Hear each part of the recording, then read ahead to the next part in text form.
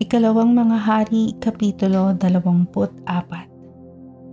Sa panahon ng paghahari ni Jehoiakim, ang Juda ay sinakop ni Haring Nebuchadnezzar ng Babylonia. 3 taon siyang nagpasakop sa Babylonia, pagkatapos ay naghimagsik laban kay Nebuchadnezzar. At tulad ng sinabi ni Yahweh sa pamamagitan ng kanyang mga propeta, ipinalusob niya ang mga taga-Juda sa mga taga-Babylonia, sa mga taga-Syria, sa mga Moabita at mga Ammonita.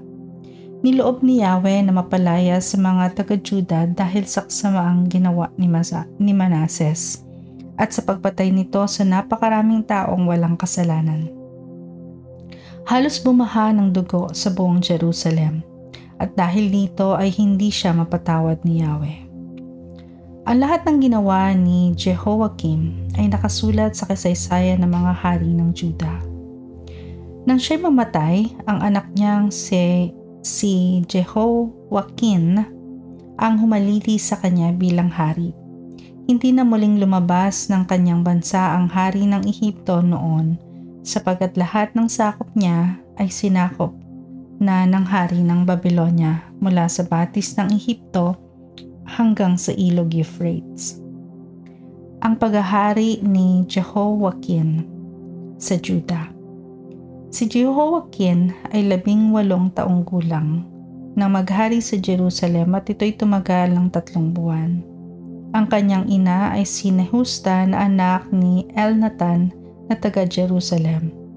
Tulad ng kanyang ama, ginawa rin niya ang mga bagay na hindi kalugod-lugod kay Yahweh.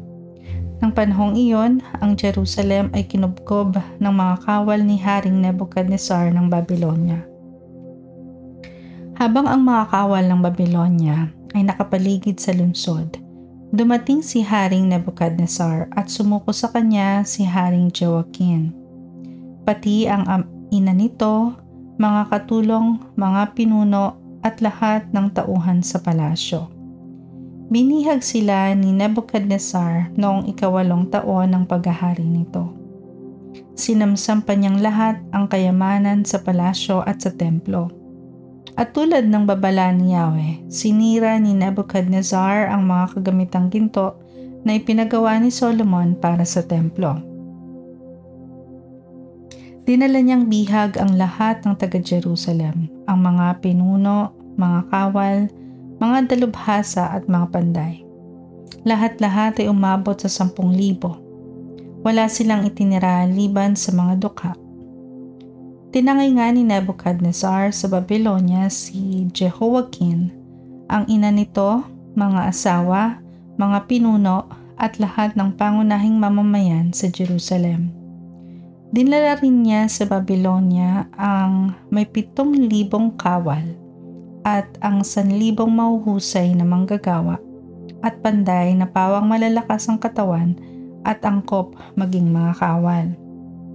Si Matinias na tiyuhin ni Jehoiakim ang ipinalit ni Nebuchadnezzar dito bilang hari ng Juda at pinalitan niya ng Zedekias ang pangalan nito. Ang paghahari ni Zedekias sa Juda. Si Zedekias ay 21 taong gulang nang maging hari ng Juda at naghari siya sa Jerusalem sa loob ng 11 taon. Ang ina niya ay si Hamutal na anak ni Jeremias na taga Libna. Tulad ng masamang halimbawa ni Jehoiakim, ginawa rin ni Zedekias ang mga bagay na hindi kalugod-lugod kay Yahweh. Umabot na sa sukdulan ang galit ni Yahweh sa Jerusalem at Juda, kaya ang mga ito'y ipinabihag niya sa mga kaaway.